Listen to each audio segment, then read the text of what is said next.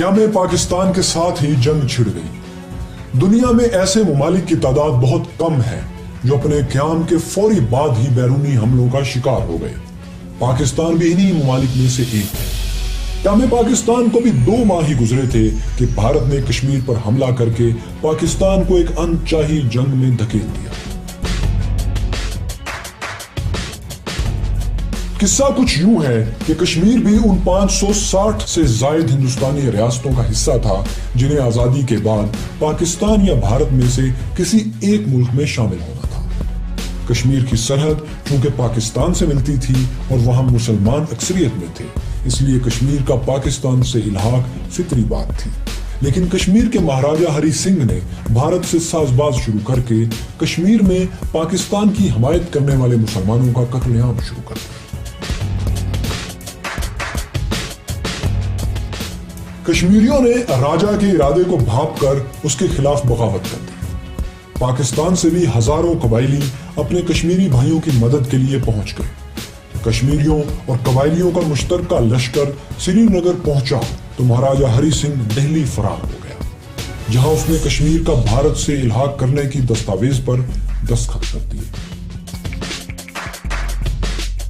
इस वाक़े के बाद भारत ने जंगी तैयारों से फौज कश्मीर में उतारी और श्रीनगर पर कब्जा कर लिया।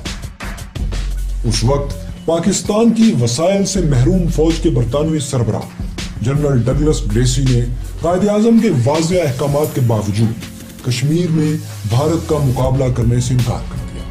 ताहम बाद में भारत ने जब कश्मीर पर अपना कब्जा मुस्तहकम कर लिया तो जनरल ग्रेसी को फौज भेजने पर कोई एतराज नहीं रहा, लेकिन जाहिर है अब बहुत देर हो चुकी थी।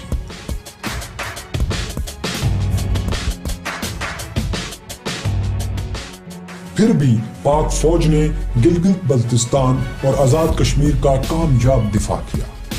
जंग जारी थी कि भारत इस मामले को अक़वाम मुत्तहिदा में ले गया। अक़वाम मुत्तहिदा ने कश्मीर में इस्तिस्वाब राय की करारदाद मंजूर की, लेकिन करारदाद में एक नाइंसाफी ये की गई कि भारत को जारे करार देने के बजाय उल्टा पाकिस्तान से कहा गया कि वो कश्मीर से फौज वापस बुलाए। कायदे-आज़म ने यह करारदाद गैर मुनसिफाना करार देकर मुस्तरद कर दी।